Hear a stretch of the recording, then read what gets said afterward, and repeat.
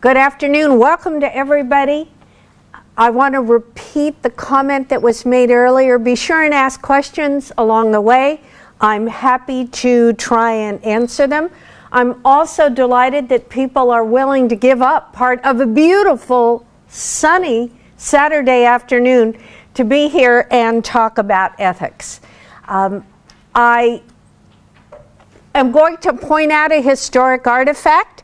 If you look on the first slide, which has a copy of my book and which is available for about $1 on Amazon, it was published by AICP. That is the only book that was ever published by AICP Press. And it was done because at the time, practicing planners appreciated all of the excellent research that was being done by academics, but it was not resonating with them in terms of the kinds of issues they had to deal with on the job on a day-to-day basis. And that's what I've tried to focus on during my career in working on planning. And the hot topic for planners right now, as I listen to people and move around the state, is this whole notion of we want to be business friendly. Well, what does that mean for planners?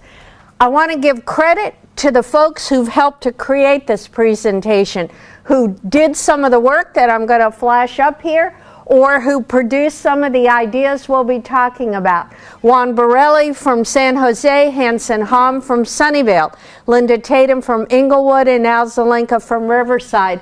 And then there's the whole fabulous, the entire planning staff from San Gabriel, where I worked prior to my current position.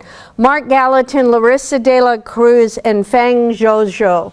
Nobody creates one of these presentations all by themselves. Although in my current job, I had an interesting conversation with one of my young planners who's pitching to do one of these sessions at the state APA conference. And he wanted me to read his presentation or his pitch. And I looked at it and I said, well, explain this some more. And he says, and one of the things I tell everybody is you can steal the work done by others and you don't have to give them credit. And I what? Who told you that you could steal people's work and you don't have to give them credit? And he said, well, nobody's ever argued with me, and I've been saying that for a long time. And I said, well, I'm arguing with you right now. And I showed him the AICP Code of Ethics and said, one of the requirements for professional planners is that you give credit for the work done by others. You don't take credit for it. He was shocked to find that was something imposed on the profession. So part of what we're going to spend time talking about today is what are the expectations of the AICP Code of Ethics as you consider the whole business-friendly phenomenon in your planning practice. The focus of our conversation today is going to be about the issue of balancing business and community expectations around the notion of business friendly, and I will tell you that they are always shifting. They're shifting every time there's an election in a jurisdiction where you work. They shift every time you change jobs. We're going to talk about practical ways to improve our processes and along the way become more customer and business friendly, and we're going to spend some time dealing with some ethical issues because they are going to come up and especially in a super business-friendly environment. So we're dealing, I think, in a very different planning environment than we were 3, 4, 5 years ago. Our new normal as practicing planners includes the loss of redevelopment, which is a ton of money that got used, hopefully, in very appropriate ways to foster new jobs and new employers in your community. And everybody went through the first round of really dramatic redevelopment loss. Well, we're now going to hit the second round of redevelopment loss because a lot of communities found ways to keep staff by shifting them to other cost centers. We're going to be losing those people too now that we're into the second and then the third year of post-redevelopment. Government, particularly local government, just has fewer resources. Now, I think at some level people understand that, and so it gives us an opportunity to think about reorganization. And it also means that hopefully you work in an environment where people acknowledge those kind of service impacts. So there are communities in Southern California where the place closes every single Friday and staff is on a 410 as a way of minimizing the cost of providing government service.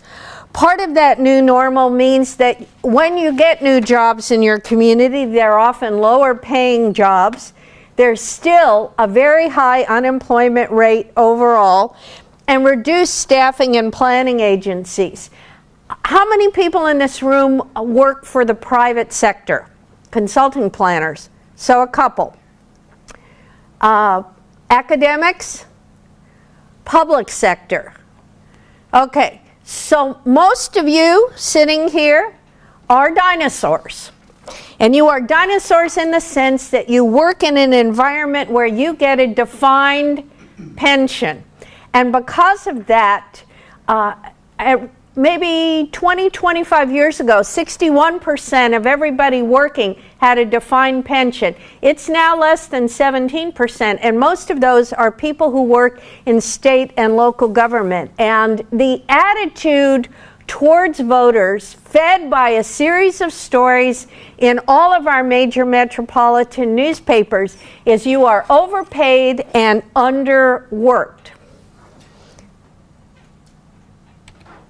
So what do the elected officials think who are setting the standards for our business-friendly environment? I think it varies, and it operates on a continuum. We have some elected officials who just want to perceive that when you meet people at the counter, you're going to try to solve their problems and work with them. And then it goes further down the continuum about flexibility over standards, and at the far end of the continuum, it's please ignore the code because this restaurant just contributed $14,000 to my re-election campaign. When it comes to relaxing the standards, I will tell you that I think it's highly unusual to be asked to ignore the standards around development, and very typical to be asked to ignore the standards around code enforcement.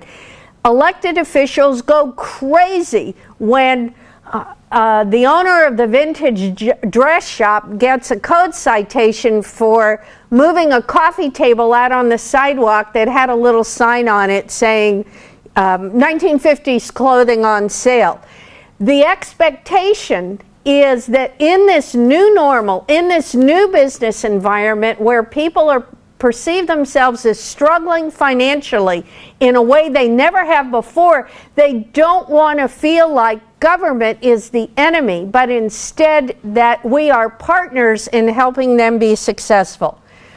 I find that there is some competition fostered among communities who can be the most business friendly. Mostly it comes at the counter in the form of whining. Some of you may have heard this, some of you may have been the whiners. Nobody else makes me comply with the building code. It's only your city. I could take this project down the road and I wouldn't have to do this. I don't really know whether that's true, but it is certainly something that we hear a lot. And because we hear it a lot, we know that a lot of these complaints are unreasonable. It just comes with the turf. I think developers take a class on how to complain. These are the things you're supposed to say when you work with local government. When I was in Texas, I worked for a city where I was 29 square miles, but mostly undeveloped. It was all greenfield. All my public notices went to cows. I felt like there was a little sign out front, permits are us, in by 9, out by noon, and still people complained.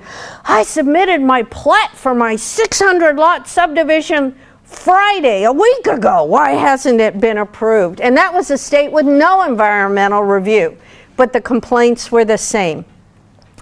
I think that it is clear that in terms of what the citizens expect, I was talking some about the elected officials, now I'm talking more about the community. They don't want to hear about business as usual. The American Planning Association did a big survey. What do people think about planning? People liked planning, but what the planning that they liked was they thought that the primary job of planning was to help with jobs and economic development. What the community definitely wants is work on quality of life. And I must say that there are places in California where you can be too business friendly, and that just reflects the challenge that we have as planners in doing all of this balancing. So with that kind of background, I think as planners thinking about business friendly, we have 3 sets of options for things to work on. Flexibility. What kind of techniques can we put into place to solve problems? Streamlining. How can we make it easier to go through the process? And then plain old customer service. And I know people have been talking about customer service in planning for decades. But customer service in this economy, with fewer planning resources and high community expectations, has to mean something different. So part of what we're going to do today is look at some handouts that are not world-class models, but which I hope will give you some ideas for how to think about that flexibility, streamlining, and customer service.